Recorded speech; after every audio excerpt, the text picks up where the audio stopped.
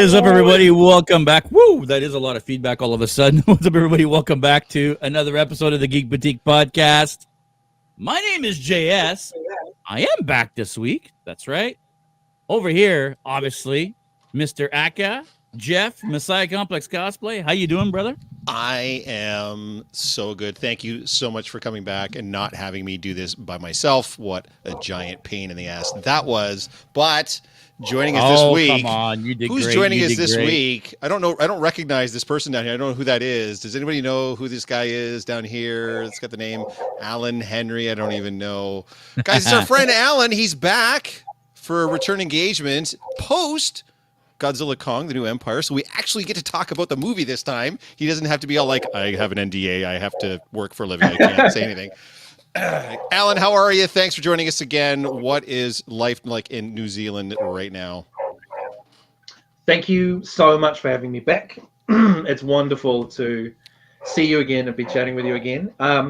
Yeah, I'm currently I've just finished a project, so I'm taking a bit of time off, and life is okay. I'm visiting a friend in a wonderful little surf town in New Zealand, in the area where I grew up, a little area called Opunaki. And yeah, just enjoying hanging out with friends and surfing and getting coffee and trying to decompress after the last few months, which have been pretty hectic. Busy's good, right? Yeah, tis good. Yeah, it feels like you've been real busy. Maybe we'll talk a little bit about the different, if we can, talk a little bit about the different things that you've been doing lately. Before we do get into this conversation, folks, if you aren't already subscribed to the channel, what are you doing? Click that subscribe button, guys. It really helps us out.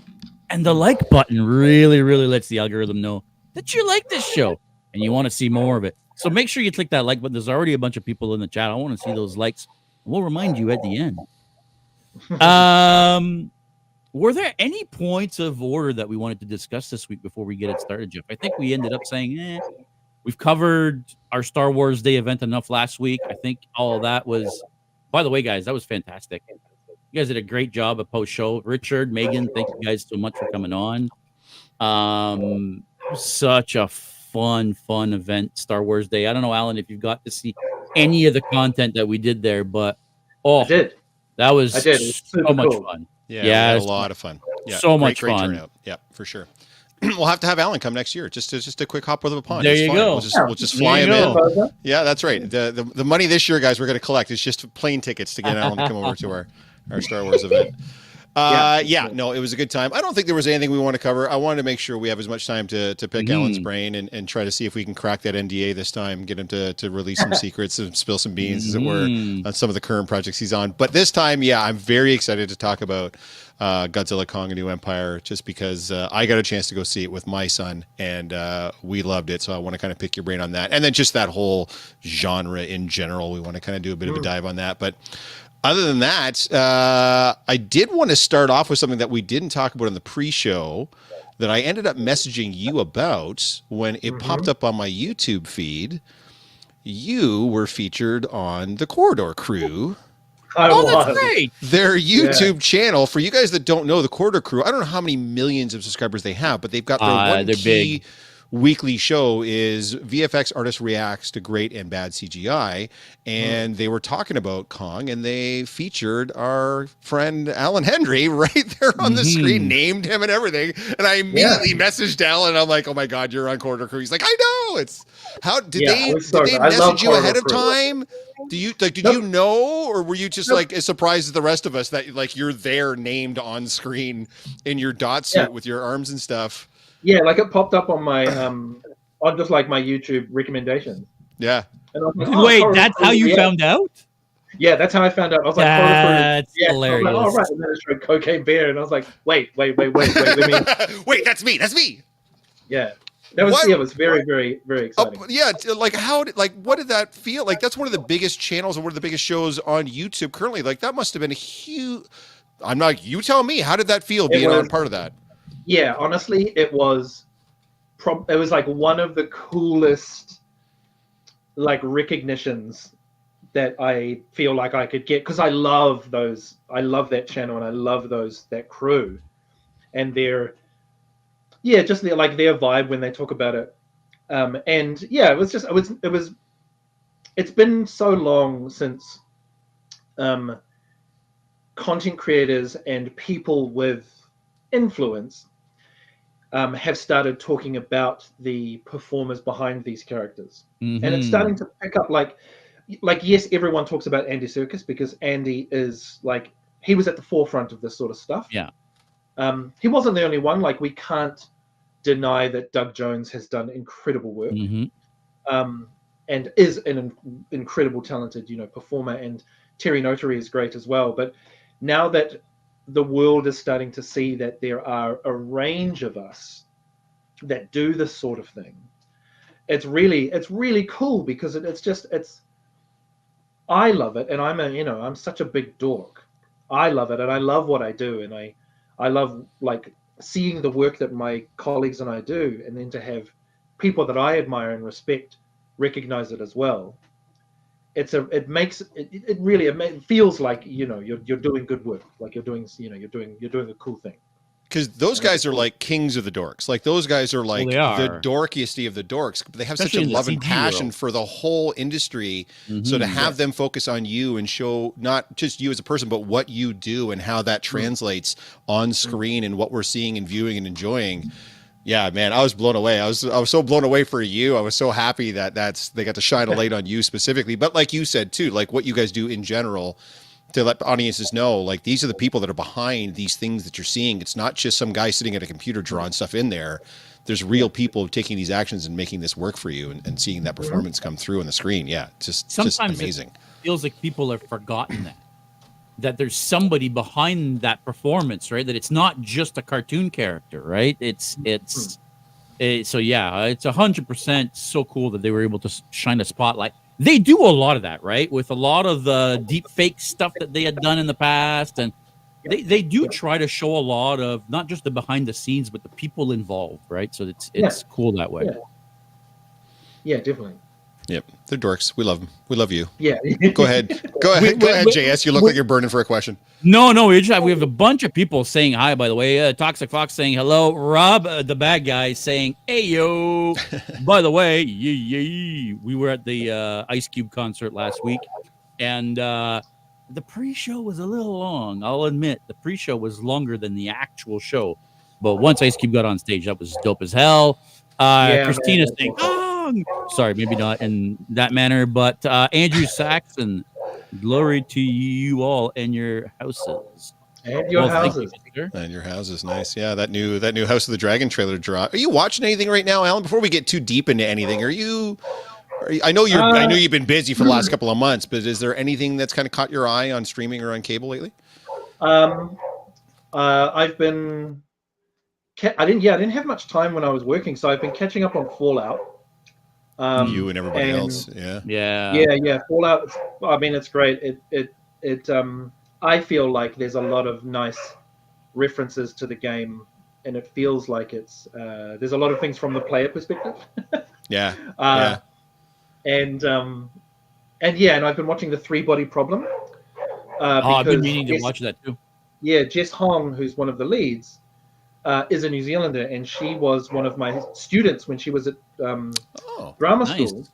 Okay. I went and did some workshops with them for movement and for stage combat and like stunt work and fight scenes. So I'm very proud of her as a colleague, but also as an ex-student. She's doing so well. She's very talented. Even at drama school, I was blown away with her talent and her creativity. And she, we had a lot of things in common. So I'm very proud of her.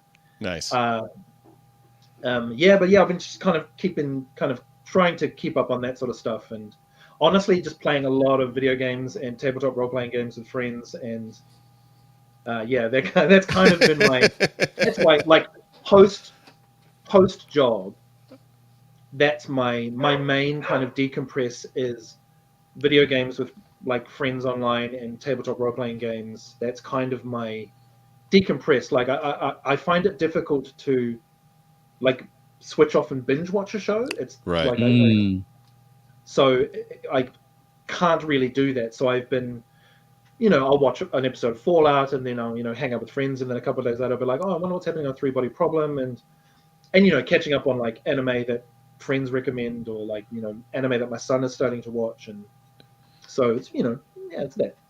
Destiny 2, is that the video game that you? Oh man, yeah, Destiny 2. I've been invested in Destiny 2 since Destiny 1. So I'm You're hardcore.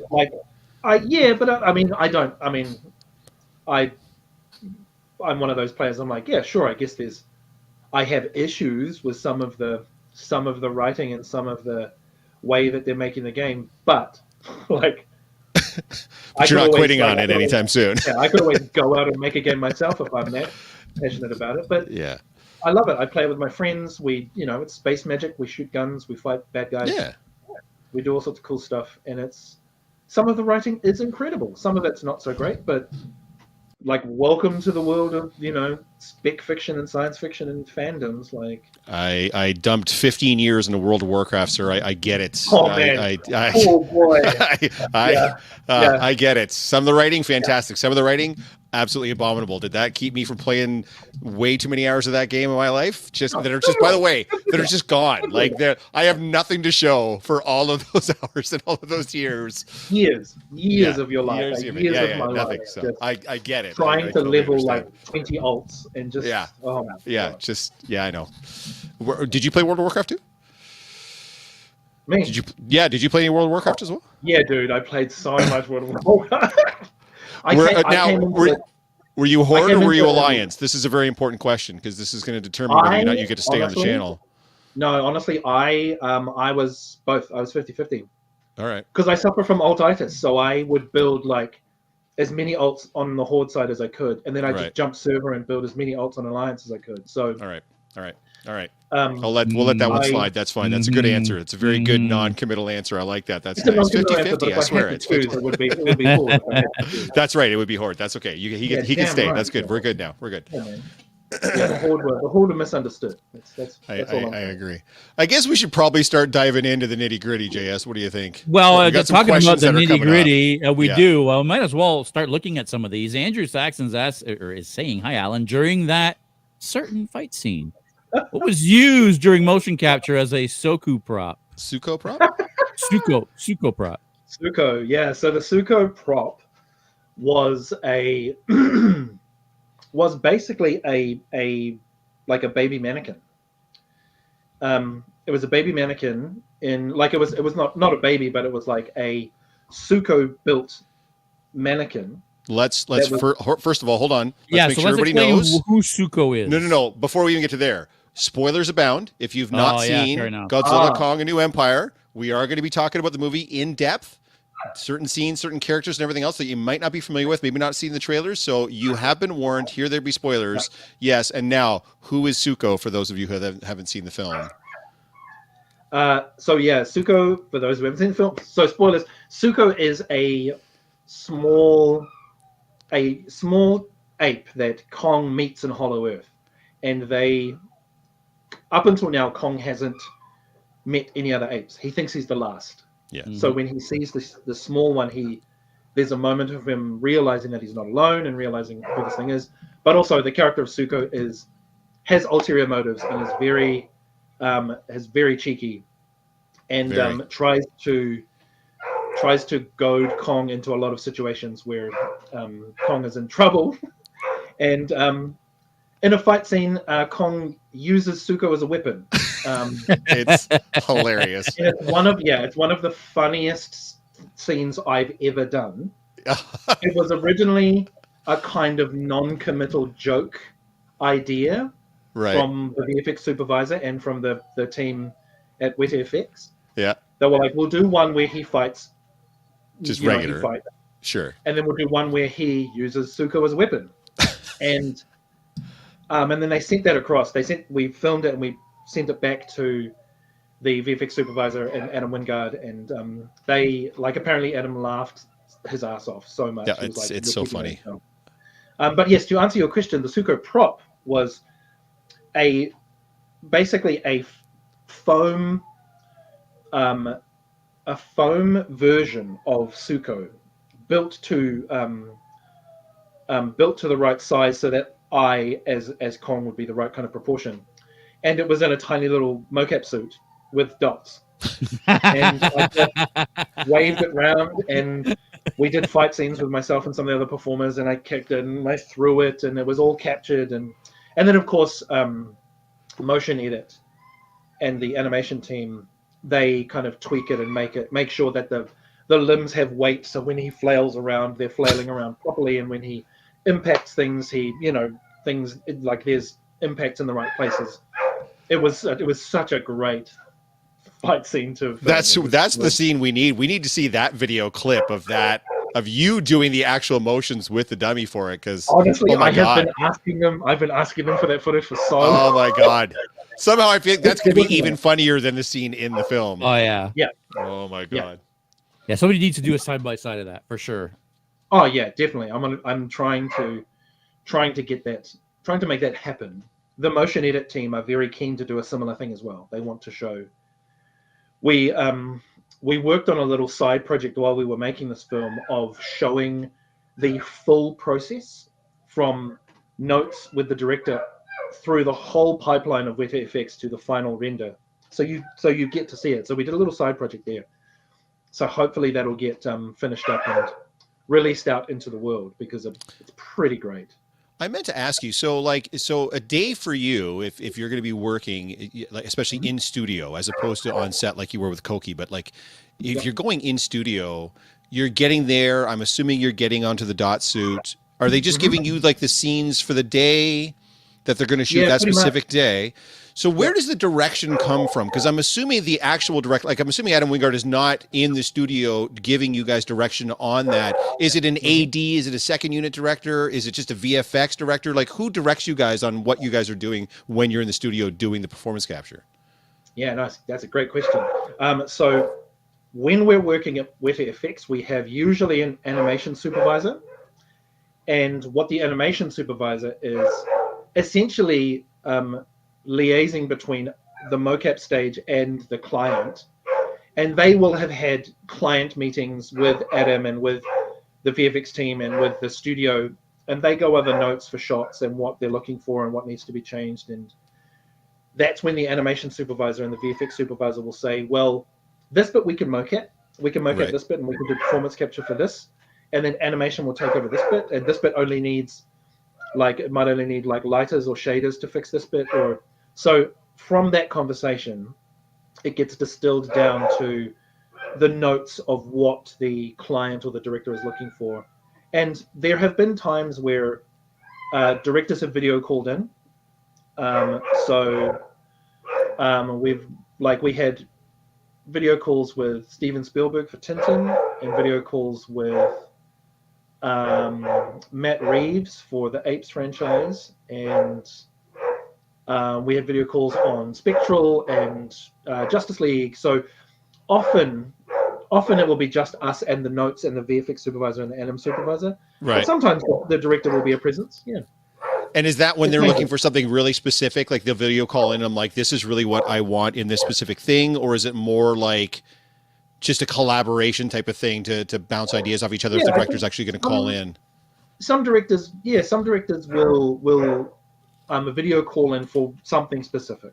Mm-hmm. Or if there were times with Justice League and with Apes where the director would be like, I have the time, so why not?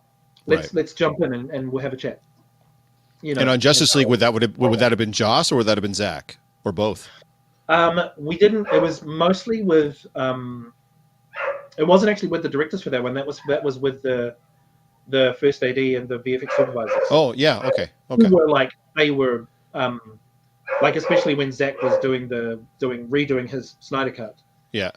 Zach was in editorial all the time, so they were in the other room. Yeah. Okay, I got you. So it was like 2 degrees of separation.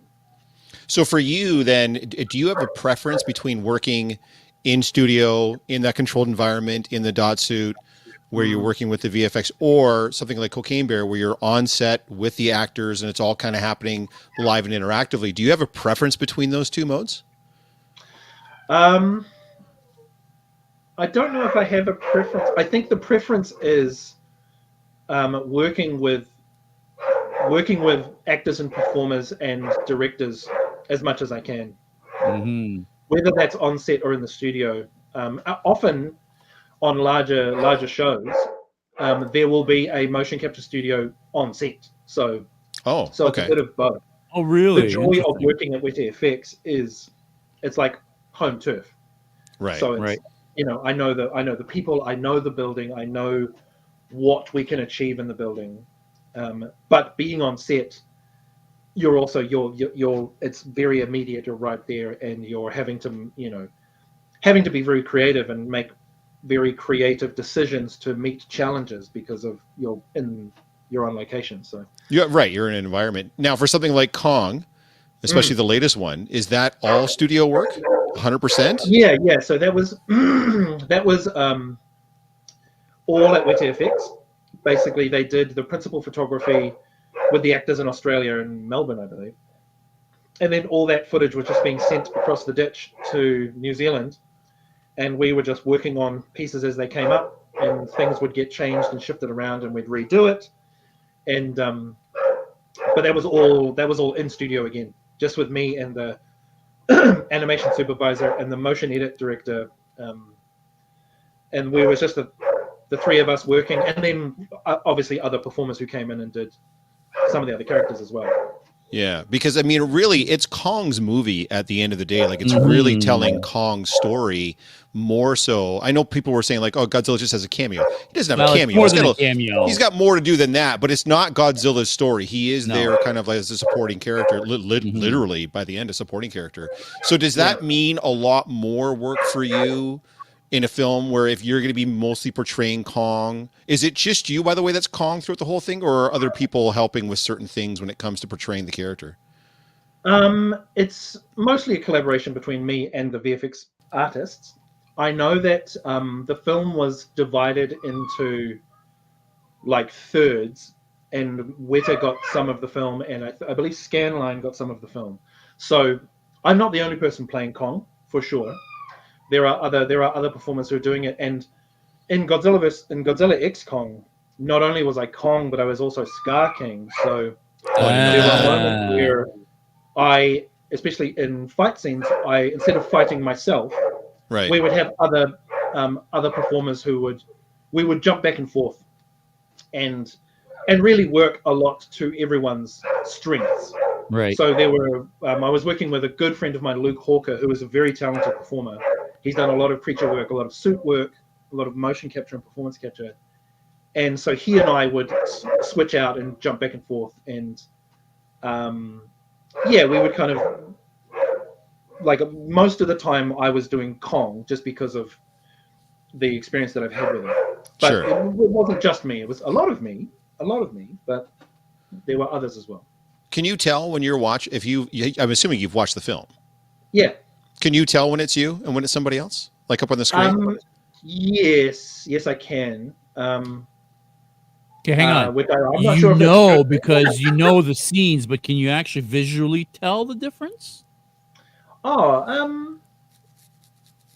Yes, but it's because not only because I know the scene, but also I have seen the progression through the VFX pipeline. Fair enough. So when we're working, if they've got a final render or something we've done, they'll show it and they'll be like, look at where we've gone. Like when we did, like a lot of Kong's emotion is through his face. And I didn't have the dots. They weren't capturing my face in the system, but the reference cameras were in a close-up. So they were capturing my facial expressions, which were the reference for the animators to then help Kong express his emotions. Old school style. Yeah, very, very much so. And it was very much like a handshake between those departments. And there was like, it's honestly, it's such a great collaboration. It was, and also the animation supervisor Ludo and the Dave, the motion editor artist, are very good friends of mine, and we collaborate on a lot of things. So we had a great time. We had an absolute blast working on it because not only are we friends, but we all have such respect for each other's skill set that, like, there was a lot of communication and a lot of collaboration. So what I keep hearing now is because of the success of this one, that they're thinking about some kind of a trilogy, perhaps a Godzilla Kong trilogy. Is that is well, that's it? the rumor Adam, that's out there. I mean, it did so well, right? So he did, and he like Adam Wingard in interviews. I don't know if it's a throwaway comment or if it's just like a. But he said he's like, well, I might as well do a trilogy. Like I've done two, I might as well do a third. Like I'm not saying no. Is there something that you'd like to see not done with specifically in a trilogy, though, Alan? Like, especially since you've kind of, I don't want to, I mean, you're almost like Kong's, I feel like you're Kong's dad. Like, you've been the one that shepherded Kong through these two films by being him and embodying him and seeing how he's evolved and grown through the two films. Is there something that you'd like to see in a third film? I don't know if you guys even talk about, like, don't give anything away that you might be hearing in the pipeline, but what would Allan Henry's ideal Kong arc be in a third film? Yeah, that's a tough one because his thread, especially for this most recent one, is his need to be part of a family. Because he's been alone for so long, and he has Gia, and he has this beautiful connection with Gia. And then when he finds Suko and finds other apes, it's such a big moment for him. And there's something at the end of the film. I guess there's a sense that Kong is at the beginning of a new step of not only what does it mean to be a Titan, but what does it mean to be part of a community or a family now? Because he has Hollow Earth. Well, I guess now he's King Kong now, right? That's the arc, I guess, right? Yeah. So now he's King Kong, and Godzilla's still like, I'm the top dog on the surface, and Kong's like, well, let me keep an eye on Hollow Earth, I guess. And there's, there are other characters in Hollow Earth as well. But also, there are also so many other foes and rivals of the Godzilla franchise who could show up. Like, if Adam wants to do more of the classic big monsters fighting films, I'm on board for that because they're awesome. If he does want to finish off the story on a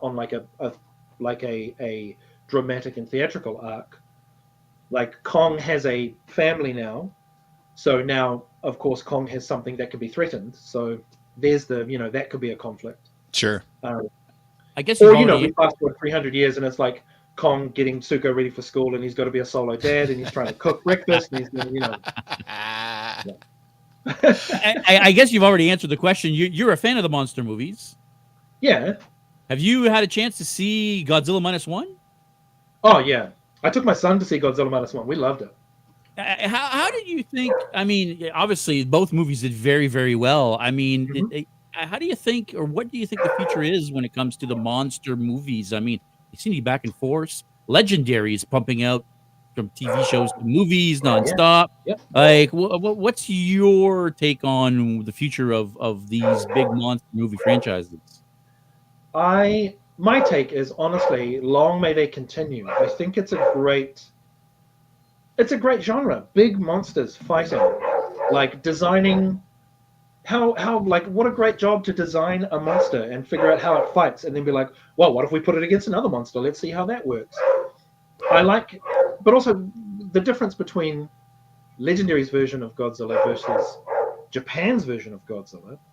I love those two versions. Like we've talked about before on some of our other things, like two things can be true. There's a palette to these monsters. Like in -1, Godzilla is the problem. Like Godzilla is the villain. And it's about how do humans deal with this atomic threat. In Legendary, they're like, big monsters are big monsters. What if big monsters, but it's WWE? What if big monsters, but we destroy a well-known American city as opposed to Tokyo this time? What if, what if Godzilla curls up like a cat in the Colosseum in Rome? Hilarious, by the way. Good. And it's like those two versions of an iconic character are really nice to watch. Like it's like seeing your favorite canonical franchise and then seeing stories set in other parts of that world, which which is why we see so much success with the expanded Star Wars universe and the expanded Star Trek universe, and when people are like, there's this huge world that fans love, and we have the canonical main trunk line, sure, those are great and people enjoy them for various reasons, but then to experience all these other things that are going on just enhances the world and makes it a really wonderful experience for people who love that world. It's interesting because I feel like after the success of the MCU way back in 2008 and everything they built over the 10 years leading up to, Endgame and stuff, it seemed like every studio wanted to try to start their own sort of connected universe. Yeah. And a lot of them didn't have a lot of success with it because of one reason or another. But the Monsterverse, it just keeps on going. Like it seems to be resonating with people in a way a lot of these other connected universes aren't. Do you think it's because of that diversity of content that people can kind of pick and choose? Do you think it's more a nostalgia thing? Is it the strength of the concept? Like, why is this working when so many other pretenders to the throne have come and gone, not being able to make it work? Yeah, that's a tough question. It's a tough question because I wondered the same thing. But I don't know, man. There's something about I love big monsters. For me, it's a nostalgia thing. Big monsters were a lot of fun when I was a kid, and but also, I mean, it's like, yes, you could argue that there are like a big monster is not a human superhero, and so a big monster, there's a lot more imaginative justification you have to do, or you can do. Whereas a human superhero fighting in San Francisco, like there are a lot of real world references that you have to ask the audience to push away, right? And maybe it's a little bit harder, like there's and when you're dealing with humans, we understand what humans are, so we have a lot of expectations of humans. Whereas with monsters, it's like it's like when people talk about their pets, like you can personify your pets and you can guess what they're thinking or trying to do, but ultimately you have to make a creative decision. And when you're dealing with characters that you can see that look like you and represent you, maybe it's a bit harder to let some things fly and suspend some disbelief. I feel like in a lot of cases too, some of those that came after the fact took themselves a little bit too seriously. And I'm not saying that the Monsterverse doesn't have depth and emotion and character development, but I don't feel like it's taking itself as serious. It's meant to be a big, fun spectacle movie that people are going to go to the theater with and eat popcorn and bring their kids and have a great time. Like my son is special needs. He's autistic. And I got very lucky. In the last 10 years, I haven't been able to get him to go to a theater at all. He's very, very a homebody. But this year I got three films out of him. I got the Super Mario Brothers movie, because he's a big, big fan of that franchise. I got the Five Nights at Freddy's film, because again, he's a huge fan of that franchise. And I got Godzilla Kong, The New Empire. And I remember afterwards we came out of that film and he's just grinning ear to ear and he's laughing and having such a good time the whole time. And I just turned to him and I'm like, what was your favorite part of the movie, buddy? He was like, the fights. Of course, the fights. Like I just feel like it hits us on such a simple level that it speaks to us in that, guys, we're going to have fun. Everybody strap in. You're going to have 2 hours of fun in this movie. There's going to be heart. There's going to be emotion. There's going to be character development. But at the end of the day, you're going to come out of that having been thinking you're on an adventure of some kind that we just all had a great time having, right? Yeah, exactly. Yeah. I think Godzilla X Kong, it knows what kind of film it is. And it doesn't try to do anything that's not that. And Adam Wingard was very clear about that as well. Even he said, "Oh, well, apparently he was going to spoil some secrets we weren't supposed to know here." His lawyer just had like a. The lawyer said, "No, NDA is in place here. You can't say that." His lawyer's just got a big stop button right beside him, like. Who are you? Oh my god! That's right. Adam Wingard just appears from over his shoulder. Yeah. Well, wait. So it wasn't pretending to be anything. It wasn't. Like Adam was very clear with you guys and what the goal of the film was in the first place, right? Yeah. Yeah. But also Adam was very clear about where the moments were that you saw depth in character from everyone, not just, he was like, you want to see, like, Zuko is designed the way he is with big eyes for a reason. Sure. And Kong, he was like Kong. A lot of Kong's emotion comes through his face and his eyes and his eyebrows and his big neck. So we had a beard this time, so that kind of helped too, right? Made it give him and even Scar King, like the way that Scar King moves and looks, Adam was like, he's like, I want him to seem slimy and like live and like unsettling. Like he's an unsettling villain. He is. Because did a great job. Because Kong is so broad and is square, and he's like, I will face my challenge head on. And he's like, but Scar King is dangerous because he's like, I can get around anything and come at you from any angle that nobody knows. Nobody knows. And I think that's what I loved about it so much too, and the last film and this film too. And by the way, all due respect to like Rebecca Hall and Dan Stevens and all the human actors in it, for the most part, they're really there to help with exposition because of course Kong and Godzilla can't talk, and some comic relief. It's not like they're not adding to the story, but it just seems such a brave move. Whenever they're doing movies of this type, they want to make sure that the human element is really big. Like Gareth Edwards' 2014 Godzilla is really a human story with Godzilla kind of guest starring, right? Yeah. He's not in the film a lot because you want to make it so that it's relatable to people. So you want to put people in it. And I feel like Adam's films have kind of like turned that on their head a little bit. Like, we're going to give you a character like Kong that's going to have so many human elements to him that's who you're actually going to relate to, so that we don't have to put the human characters in the forefront. We can actually put the monsters and their story at the actual heart and forefront of the movie. I thought that was a very brave thing to do. And I mean, so far it's working out pretty damn good. Yeah. And I feel also like the human characters still have an important role in that film. Yeah. Reminding us that, that these titans are a threat to our world, right, as much as they are guardians of our world, and also that the what strengthens Kong and other defenders of the earth, what strengthens their relationship is you see them interacting with humans, and when they repair Kong, it's like everyone's like, oh, how fortuitous that they had this apparatus that would not only help but also give them an edge. And you're like, canonically, it exists. Like, right, you can go back, and those augmentations exist. Right. And so when they're giving this explanation of like, well, Monarch designed these things, blah blah blah, you're like, yes, it's exposition, but also it's important. You need to know. No, 100%. No. Like I said, they can't talk. The monsters can't speak. They can emote, but they can't speak. Someone's got to tell us what's going on, man. 100%. Yeah, and also you need someone that is the vehicle for why the other things happen and why the other characters appear and why the other events take place, which is an important role to play.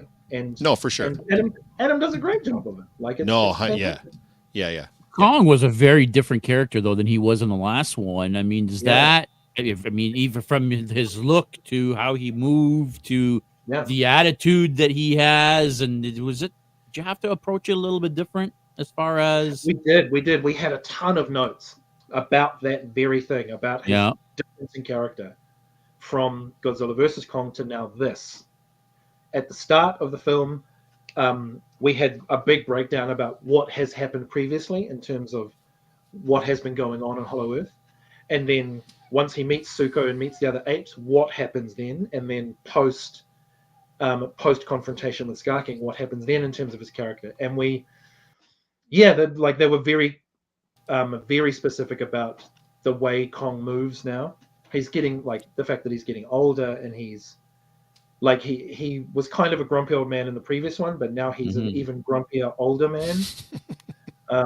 And now he's got us. How you doing? Yeah, which is great. I was like, I can get on board with this. And it's funny because at the time when we were filming it, I had let my beard grow out, and it was almost the same shape as Kong's, and I was like, guys, you didn't have to. It's fine. Oh, you left the beard. Yeah. Okay. But yeah, there was some, and there's some great moments where Adam sent through specific notes about. There's the scene where after Kong gets injured quite badly, and things look pretty dire for Kong, and then there's a bit of Zuko saves the day. He had some real specific notes about the exchange between Kong and Zuko in that moment. Mm-hmm. And then other times he was just like, yeah, he's big, he's grumpy, he's angry, he fights a bunch of things. You're like, yes, and not, down. Not in a flippant way, but in him being like, no, we've got this one. We know what this one is. Right. Yeah. Does that answer your question? It does. Jess, you look like you're ready to ask something. I don't want to run it over you. You're like leaning the mic with your mouth open. So I'm like, what's going on? Go ahead. This might be a little bit too inside baseball. I don't know if you can even answer this, but I'm so curious. I think I saw the budget for this film is like 135 million or something to that effect or whatever. Blows in my mind for such a heavy CG movie. Yeah. How is that movie 135? And then you'll watch something that has seemingly half of the effects to it, costing twice as much. How in the ball? Now, this is not the -1 was a ridiculous amount of money. They spent like 15 million on one. That's just utterly ridiculous. But even for this film, a major, huge blockbuster VFX heavy film, how in the hell? And a very good looking film. Let's be honest. No, guys. The film is beautiful. When they go to Hollow Earth and they spend so much time in Hollow Earth, it is gorgeous down there. The visuals are outstanding. And then when they met the Ewu and all of those visuals and then the caverns, it's like, come on, man. Yeah, and that's interesting because they meet the Iwi tribe. They meet the Iwi tribe. So yeah. Iwi, which is interesting because in New Zealand, in the Maori language, iwi means tribe. And I was like, oh, come on, Adam. Like, whoa. A little too on the nose, right? Yeah. All right. Yeah. Yeah, but it's you're like, honestly, in terms of budgets and money, I don't know, man. I mean, it'd be nice if a little bit more came my way. That'd be great. But when I read that, I'm like, there's no way this only cost $130 I don't know, man. Comparatively, right? Some films cost like, $800 bajillion and they look incredible. Some films cost $30,000 and they look great. Yeah. No. So it's that's like, fair. who knows, man? Who knows? I mean, honestly, who does know? Because I would like to know. So that I would like just add another little zero on Alan's paycheck. That'd be great. Yeah. Alan, last time you were here, you were actually filming Godzilla X Kong. I was, yes. So we couldn't really talk about it. You've been doing a lot. You've been busy since. You've been very busy since. Are you able to talk about a little bit of what you've been part of over the last little while? Well, over the last basically year at this point. Yeah, of course I can. I've recently just finished principal photography on the Minecraft movie. Mm-hmm. And I was in a performance capture role for that film, and it was absolutely fantastic. The director Jared Hess also directed Nacho Libre and Napoleon Dynamite, which are two of my favorite films. They're very silly and very off the wall, and I like them a lot. So working with Jared was great. He's very cool. He's got great comedy instincts, and he really let all of us kind of have freedom to make silly choices. Mm-hmm. And it was, like Jack Black is part of it, and he and I worked together a lot on the film, and working with him both as an artist and just as another weird human. Like, it was so great. Jack Black, people say this all the time, but Jack Black and Kyle Gass, I met Kyle as well. Kyle's involved in the film. So those two gentlemen, Jack Black and Kyle Gass, are men who they have found their joy, and everything they're doing is just the best time for them. They're just having the best time. Even if it's stressful and it's a bit frustrating, like, Jack will still be kind and he will still crack jokes. And if something is way too stressful, he'll just be like, look, okay, let's just not. I remember seeing an interview with him. He was talking about, I think he was doing promo for Kung Fu Panda 4, and they brought him over, I think, to mainland China, I want to say, to help promo it. And the whole time he's like, I don't know what I'm doing. They dubbed me like it's not me. Like, I'm not doing the voice here. It's somebody else entirely. So I don't even know why I'm here, but he still looked like he's having like the best time, just making the most of it, even though he had no involvement on the Chinese dub of the film, obviously for obvious reasons, right? But yeah, he seems like that type of dude.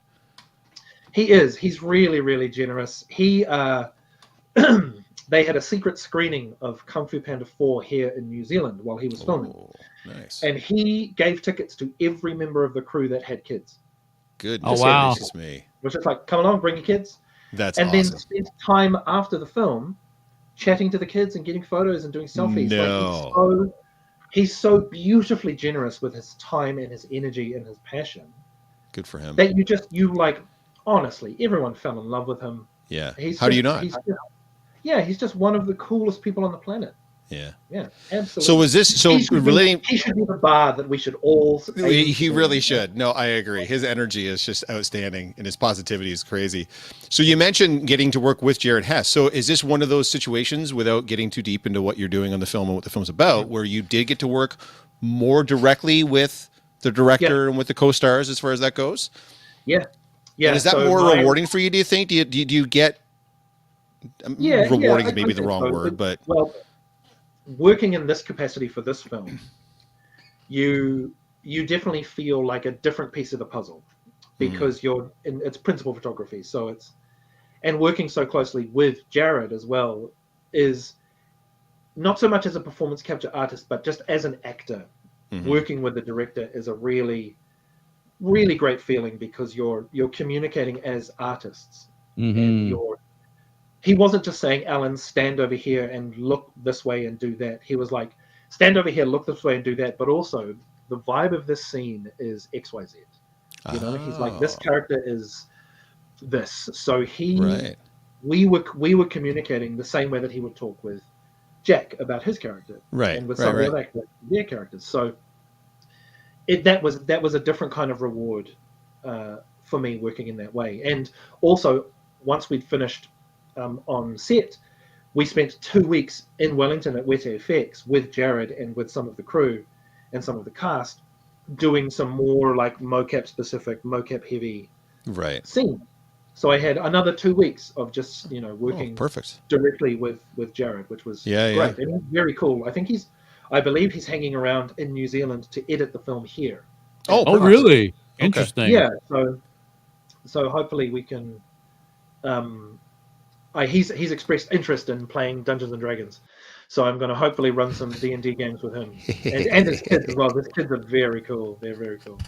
Yeah, because I didn't pick up on it the first time, but you said you were in part of principal this time. Like this, your work is a lot of the times in post, right? In post, yeah. Yeah, but you were actually part of principal photography for this one. Yeah, awesome. Well, we won't ask too many more questions. We don't want to. No, but we don't want to get Alan in trouble. There's another big movie that you were a part of. It's actually. Did it just come out, or is it just about to come out? Kingdom of the Planet of the Apes. It has released. Correct. It has released. There you go. Yeah. So that was mostly post production. Well, mostly it was post production again. Now you've worked on this. We were doing franchise for a while now. Oh yeah. This is my third Apes film. I wasn't involved in the first. And Rise of the Planet of the Apes, but I was involved in Dawn and War, and now Kingdom, Yeah, and in a performance capture post production kind of role. So we were doing a lot of filling in scenes with other apes and other action, and there were big set pieces that they had on location, which they couldn't obviously fill with 300 mocap performers. So we would get these scenes and we would block it out and do passes as various apes doing all sorts of things for the film. So are they filming the main 8 characters on set, and then it comes back to you guys, and you guys are filling out the background stuff, basically? Yeah, pretty much. Yeah, and also there were times where the leads were interacting with, essentially like placeholder performers on set who weren't in the suits, and then we would be those characters they were interacting with. Similar to the work that I do for Kong when he's interacting with Gia. Right. Yeah, it was, and it's a great film. There's a very good friend of mine Sarah Wiseman, who's a New Zealand actress, and she is incredible. Like everyone in New Zealand loves Sarah Wiseman. She's so talented, and she does such a great job on this film. And it was so, again, like my feelings toward Jess Hong and Three Body Problem, seeing colleagues of mine and friends of mine that I really, really enjoy, seeing them have a chance to do some really cool work was so nice. It was so lovely. And the three leads do a great job. They're absolutely fantastic.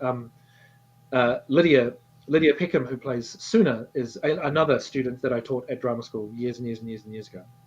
And she's enjoying great success. So I'm very, very pleased for her. Working on this film was interesting. It was interesting because we weren't quite sure where to go post Caesar's arc, Right. And then Wes was like, "Well, how about this idea?" And it's an interesting start to a new trilogy, I think. Yeah. Do you where they go? Like a Kevin lot of other Durant, Proximus Caesar is so cool, by the way. He's so great. Kevin Durant's been in the bombast of being this loud ruler of these, this person who has co-opted the idea of what it means to be Caesar and has decided to make it his own.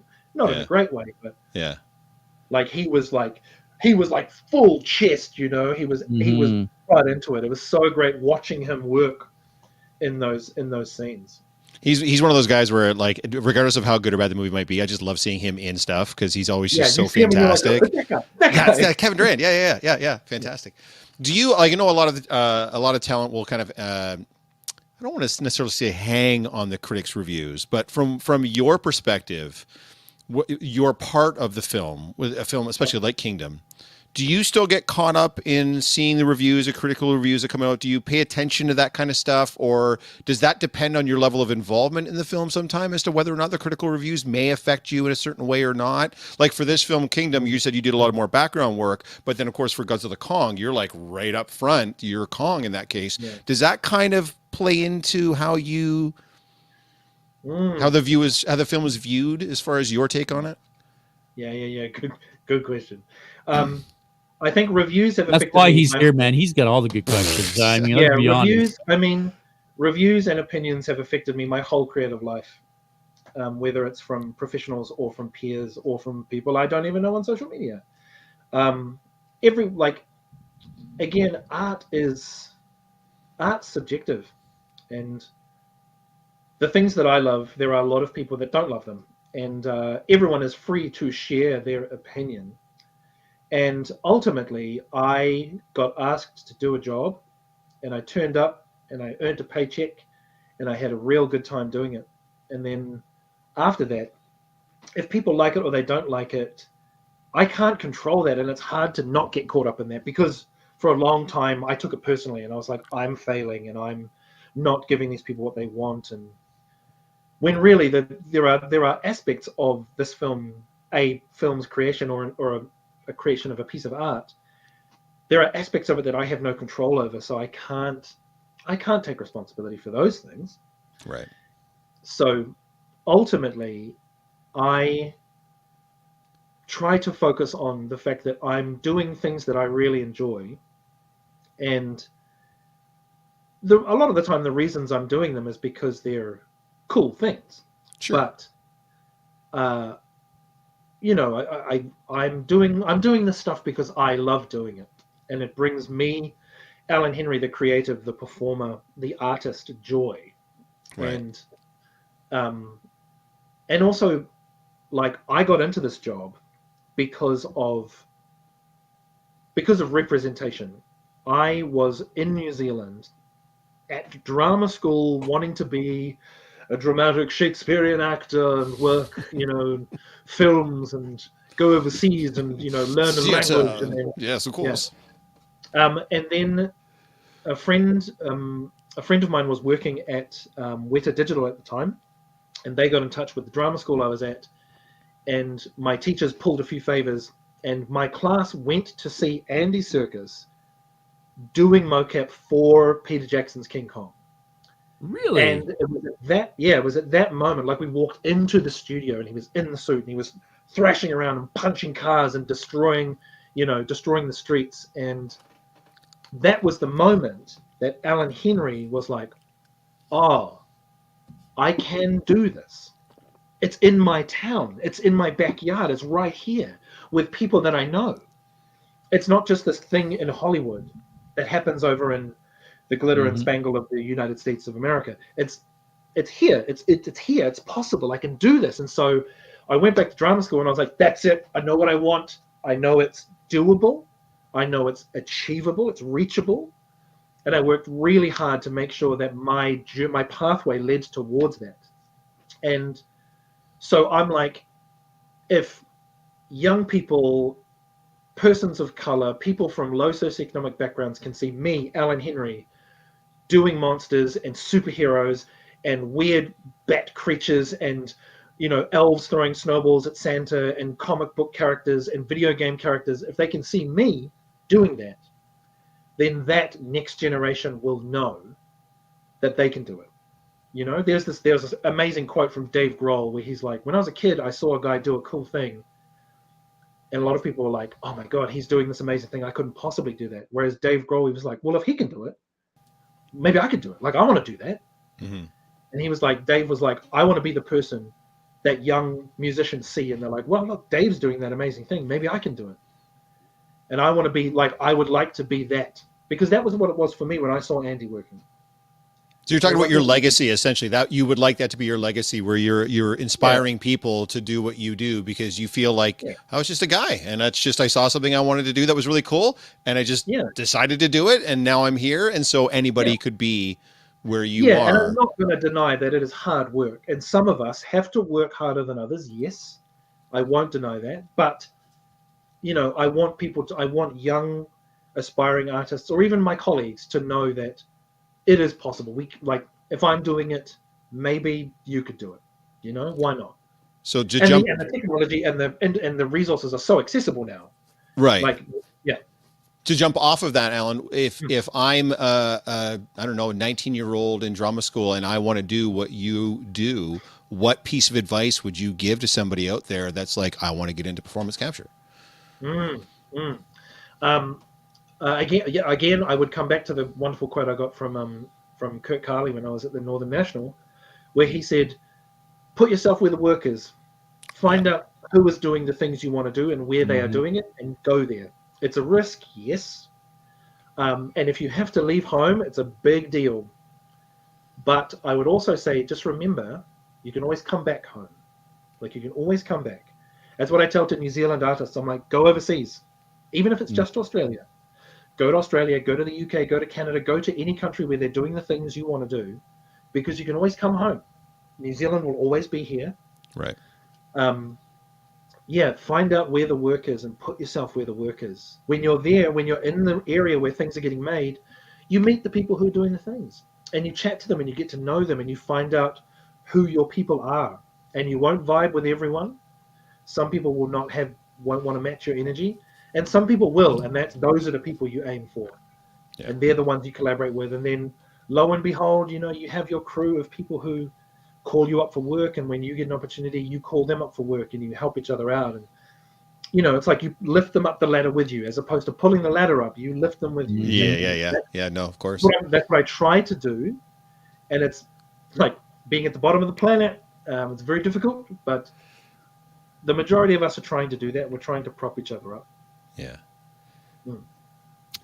Allan, I mean, we've been on for an hour already, but before we do close off, I know you've been saying you're going to be doing a bit of a convention roundup over the next little while. Do you want to let people know where? I mean, I don't know if any of our audience is going to be able to go see you at some of these. Well, maybe Chicago, but Grand Rapids isn't. Grand Rapids, either. Too. Yeah, true, fair enough. But do you want to let people know what your con circuit's going to be like this year? Sure. Yeah, so far, from July 11th to the 15th, I will be in Chicago at G-Fest, which is this huge kaiju convention. I'm super excited. And then November, I will be at Grand Rapids Comic Con. And then next year, in February, I will be at Pensacon in Florida. And that's just for now. Who knows what else may happen? Guys, if you would like to see Allan Henry at your con, please let the con know. What's the best way for people? All of the cons. Yeah. yeah. What's the best way for people to get a hold of you for bookings for that type of thing, Alan? What's the route to take on that? The best route actually is to find me on social media. I'm on Instagram as Allan Henry _official.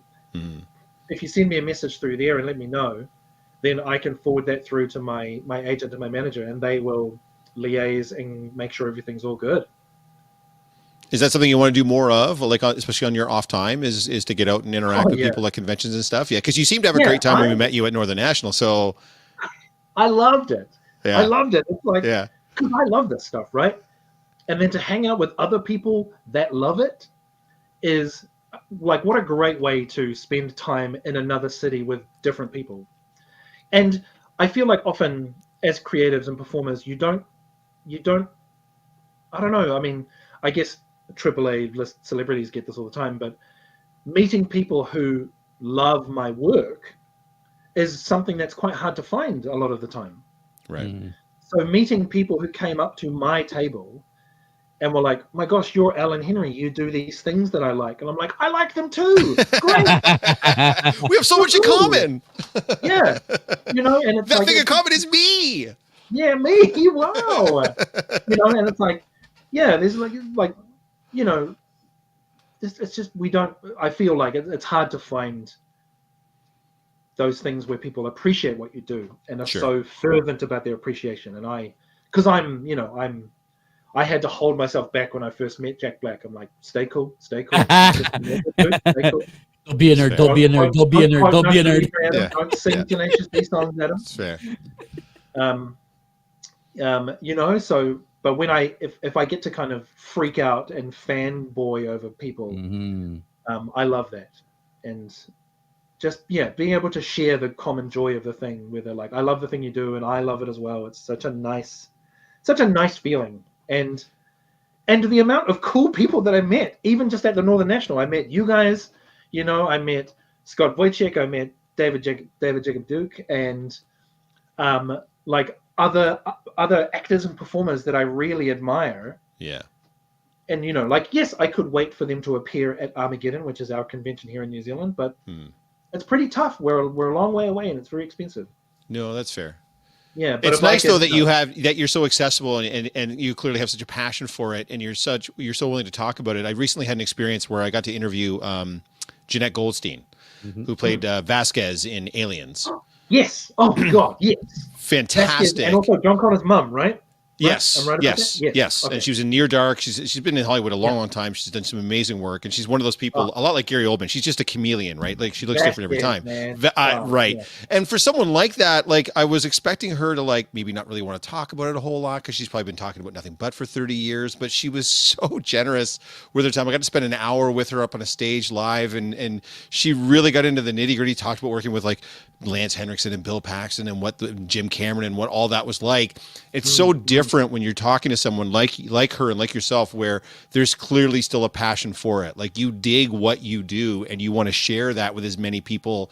It's not a burden for you. It's actually a passion and a love that you have. So that makes it very, very easy to talk to you about this kind of stuff. So we can't thank you enough for coming on here again and listen to our dumb nerd questions about all this stuff. I love chatting with you guys. Yeah. It's awesome.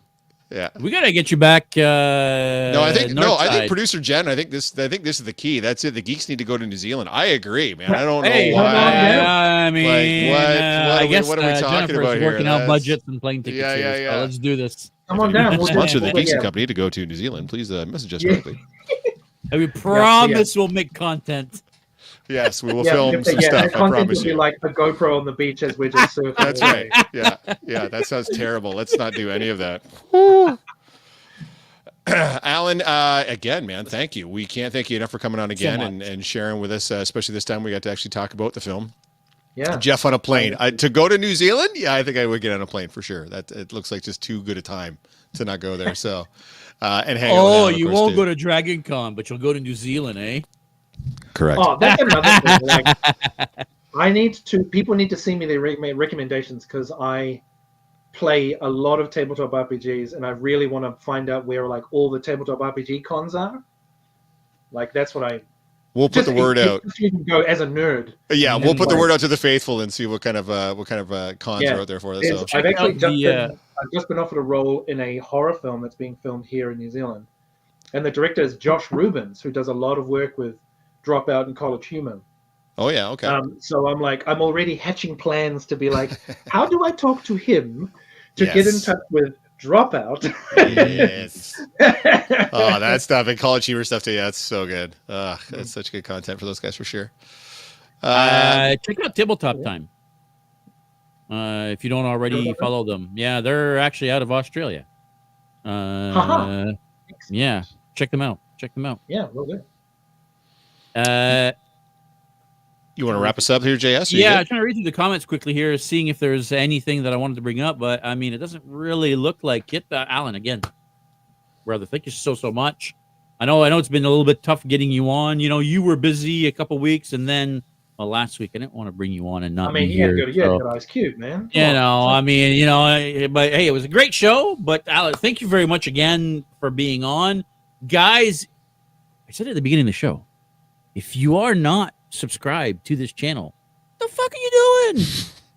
Click the subscribe button. Oh, by the way, if you click the notification bell, it'll always let you know every time we go live or we upload a new video. If you click that like button, it really helps a guy out here. We're really trying to grow this channel. So click the like button. It'll help propagate our videos through the YouTube sphere. Jeff, any parting words? If you haven't had a chance to see Godzilla X Kong: The New Empire, please go see it. Kingdom of the Planet of the Apes is showing now as well. Go out and check that out. 2 films that Allan has been part of. And hopefully next year, we're all going to get a chance to see Minecraft as well, which I think is going to be... I can't envision a universe where that's not going to be a giant hit blockbuster movie of the summer. So definitely looking forward to that and see if we can peak where Allan was in the principal photography there. We'll have to see. Yeah, and so hopefully we'll want to bring you back and talk to you again. I was just going to say, once the movie's been out, hopefully we can bring you back and get you for there. But and yeah, don't forget to let your favorite con know that Allan is available for bookings. So get him on out there. We'll get him back over to Canada, get him back over on the side of the pond again. So definitely. Otherwise, yeah, man, that's it. That's all I got. Yeah, I think that is going to be it. Thanks for watching, everybody. Make sure you click that like button again. Stay geeky. We'll be back next week. Thank you for tuning in to another episode of the Geek Boutique Podcast. Like always, if you prefer to listen to us, you can find us on all major podcast platforms. Now, make sure you don't forget to click that like and subscribe button, as well as the notification bell to make sure you never miss anything.